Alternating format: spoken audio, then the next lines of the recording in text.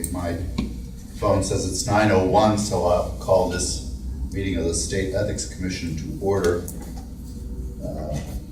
Pursuant to the requirements of the Sunshine Act, the holding of an executive session must be announced at the public meeting immediately prior to said executive session or at the next public meeting thereafter.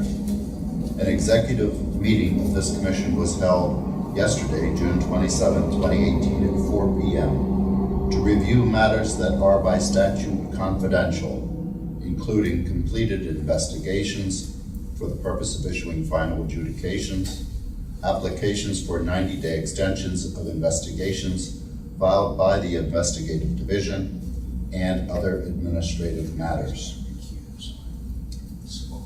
The first order of business on our agenda is approval of the April 11, 2018 public meeting minutes. Is there a motion to approve those minutes? So moved. Moved by Commissioner Sims, seconded by Commissioner Nick. All those in favor, give their consent by saying aye. Aye. Opposed, no, and the minutes are approved. The next item on our agenda are the consents on the civil penalty orders, and for that, Commissioner DePalma. Thank you, Mr. Chairman. There are two civil penalty cases with proposed consent agreements that are now before this commission for decision. These cases involve respondents Tammy McClanahan and Debbie Jacobs. Each respondent failed to timely file a statement of financial interest for calendar year 2016. The parties have submitted consent agreements proposing that the commission find that the respective respondent failed to timely file a statement of financial interest for calendar year 2016 and impose a civil penalty. Each respondent has filed a delinquent statement of financial interest. Based upon my review of the facts, I am of the opinion that these consent agreements are consistent with commission precedent and are proper dispositions for these cases. It is my opinion that the commission should impose the civil penalties agreed to by the parties for the respective consent agreements and order the respondents to make payment of the civil penalties to the extent they have not already done so. Mr. Chairman, based upon my analysis and comments, I would like to make the following motion. I move that this commission approve the consent agreements submitted by each of the following respondents and the investigative division imposing a civil penalty against each respondent for failure to timely file a statement of financial interest for calendar year 2016 as follows. Tammy McClanahan, $250, and Debbie Jacobs, $250. I move that to the extent they have not already done so, the respondents shall be ordered to pay the recommended civil penalty agreed to by the parties per the consent agreement within 30 days of issuance of the commission's order. Mr. Chairman, that is my motion. Commissioner DePalma has moved that we approve the consents in the McClanahan and the Jacobs agreements. Is there a second to the motion? Second. Seconded by Commissioner Schwartz. All those in favor, give their consent by saying aye. Aye. Aye. Opposed, no. The ayes have it, and those consent agreements are agreed to. Next item on our agenda are the civil penalty orders, the defaults. Commissioner Schwartz. Mr. Chairman, there are 9 civil penalty default cases that are before the commission today for decision. The respondents will be identified individually in the motion I will make with regard to these cases. For each case, the respondent failed to file a statement of financial interest for the calendar year 2016 by the filing deadline of May 1st, 2017. The respondents did not file a response to the civil penalty procedures. Following review, it's my opinion that as to each of 7 respondents who did not file any response, the commission shall levy a maximum civil penalty of $250 for the delinquent statement of financial interest.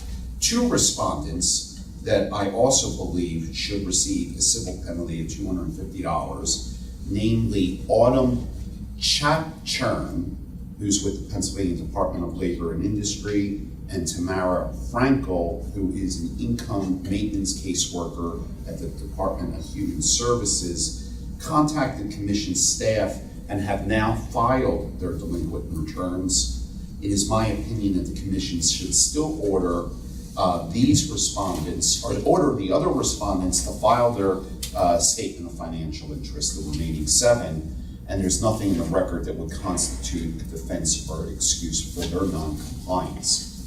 Based upon my analysis and comments, I'd like to make the following motion.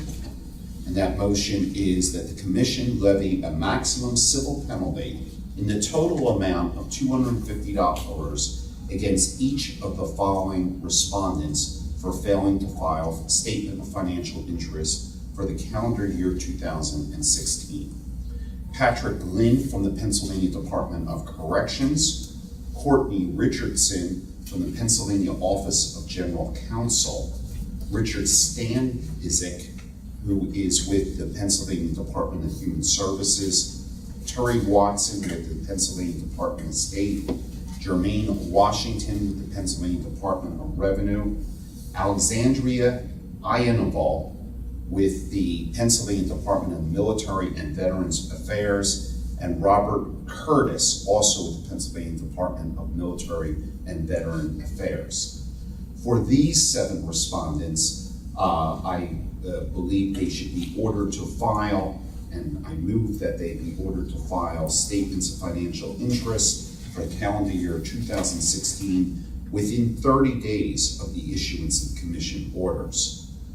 Finally, I move that the commission levy maximum civil penalties in the amount of $250 each against respondents and Tamara Frankel from the Department of Human Services for failing to timely file their statements of financial interest for calendar year 2016. It's been moved by Commissioner Schwartz that the defaults on the civil penalty orders as he outlined be approved. Is there a second to the motion? Commissioner De Palma seconds the motion. On the motion, are there any discussion or questions? I'd like to ask a question. I know that like one of these individuals is a lawyer, and some of them are investigators, a chief investigator or something with the Revenue Department. Is the agency notified that they've ignored the law? It would seem to me if I was Attorney General and a staff lawyer pulled that kind of shenanigan, he should be yanked in. These were all formers, and they're required to file for the year after. Like for the agent was. I think we tabled a matter involving the agent. Agent. But the lawyer. The lawyer is no longer with OGC. She was with OGC. She's gone. She's now in private practice and is a solicitor for the municipality. But as a matter of course, would the agency be notified of our action? They're aware, because they do their own attempt to get compliance before it even comes here.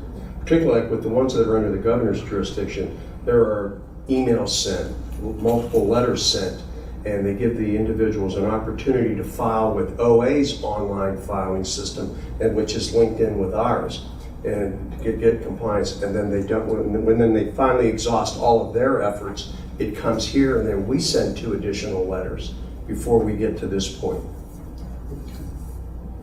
On the motion, anything else? All those in favor give their consent by saying aye. Aye. Opposed? No. Aye. The ayes have it, and those default orders are all approved. Next order of business are the administrative penalty orders under the Lobbying Act. And for that, Commissioner Sims. Yes, thank you, Mr. Chairman. There are 2.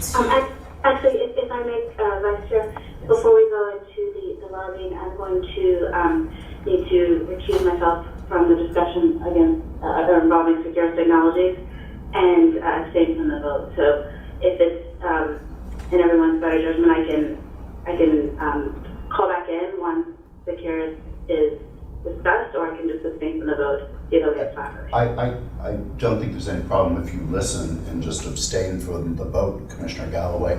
And the record will reflect that Commissioner Galloway has recused from the Securus matter and will not be voting. Mr. Vice Chair, we would like maybe 2 separate motions so that she can participate on the other, if that's Okay, possible. we will have a division of the question. Commissioner Sims? Yes, thank you. So there are two administrative penalty cases with proposed consent agreements for our consideration this morning.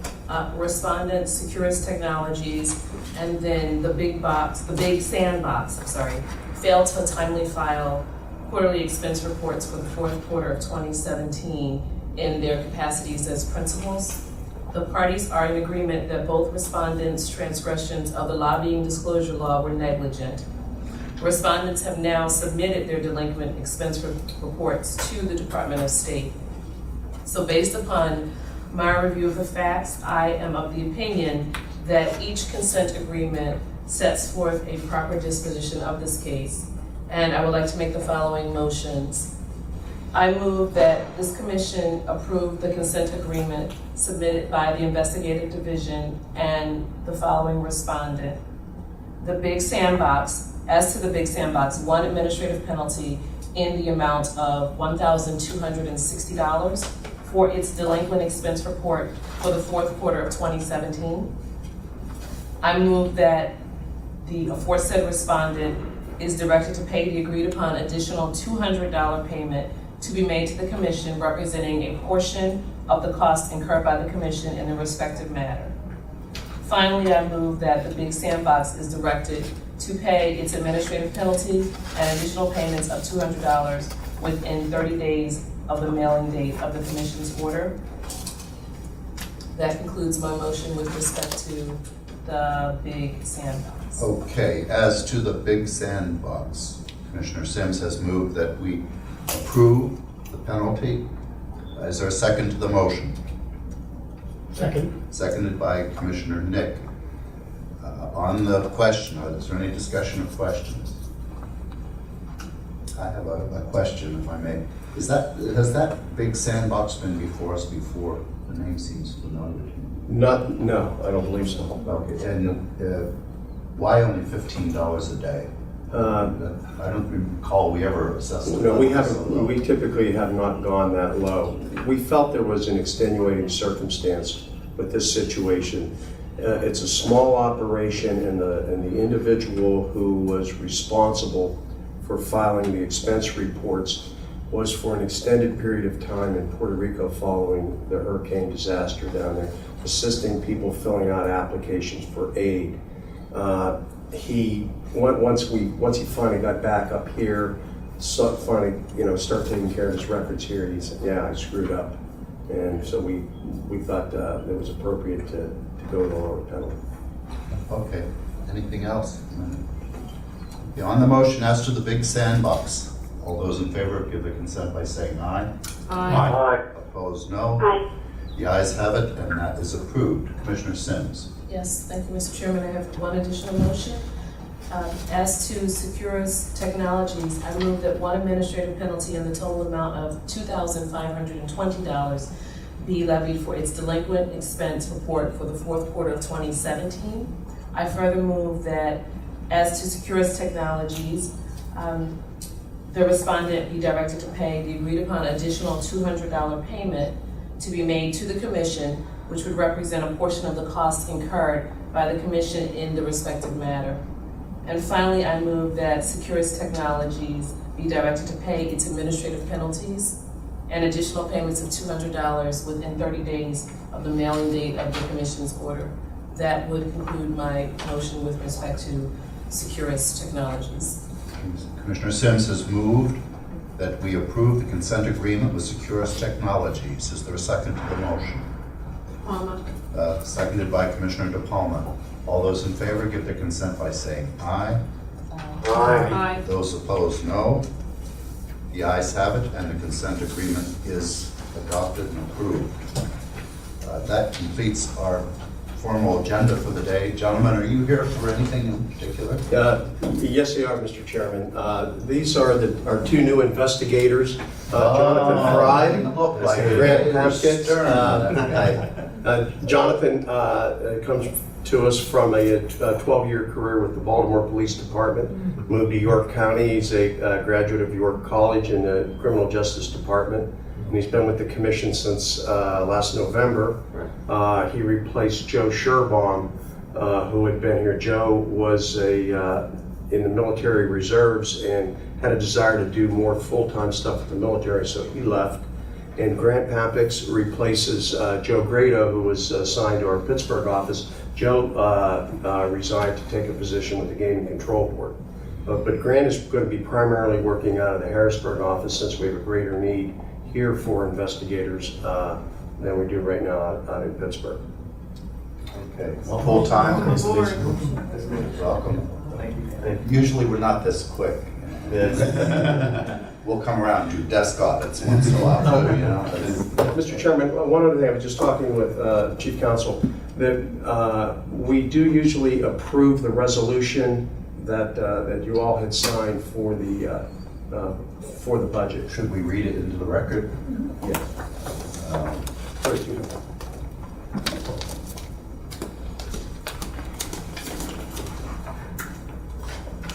Okay, as a special order of business, we have a resolution which states, whereas the 2019 enacted budget of the Commonwealth of Pennsylvania, Act 1A, signed by the House and the Senate and approved by the Governor on June 22nd, 2018, appropriates the amount of $2,750,000 to the Pennsylvania State Ethics Commission for the general government operations of the Commission as allocated by resolution adopted by a majority of the members appointed to the Commission. And whereas the Commission is currently comprised of 7 members, be it now resolved this 28th day of June 2018 that the undersigned members of the Commission hereby declare and direct, number 1, the attached 2018-2019 fiscal year budget allocation of the Commission is hereby approved, subject to any further alteration or amendment by this Commission. Number 2, the Executive Director of the Commission is hereby authorized to administer and oversee the administration of the Commission's budget in consultation with the Chairman in accordance with the attached 2018-2019 fiscal year budget allocation of the Commission, as may be further altered or amended by this Commission. On this resolution, do I hear a motion to adopt the resolution? So moved. So moved by Commissioner Schwartz. Is there a second? Second. I'll second it, Mark. Seconded by Commissioners Sim and Colafalo. All in favor, give their consent. Is there any discussion on the resolution? All in favor, say aye. Aye. Opposed, no. The ayes have it. The resolution is adopted and will be signed by the Commissioners. Now that we've adopted, I have a question that I asked before. The verbiage in the budget bill does not say where that goes. Does that go to the treasurer? Does it go in our archive files? Does it go to the governor? We had sent copies over to the governor, to the House, to the Senate, but I didn't think to send one to Treasury. Maybe I should send one copy down there as well. I'm just wondering. I mean, Yeah, that's they're what- paying yeah, our we bills never- without it. We never heard back, what they do with it. Okay. Is there anything else? We go to the order today. Do I hear a motion to adjourn? So moved. So moved by Commissioner Sims, seconded by Commissioner DePalma. All those in favor give their consent by saying aye. Those opposed? Aye. The ayes have it, and we'll be gone, I guess, till September.